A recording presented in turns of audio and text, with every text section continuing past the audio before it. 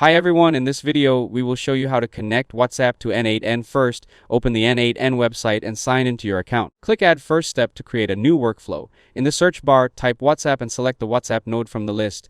Now choose any trigger that matches the workflow you want to build. Next, click Create New Credential.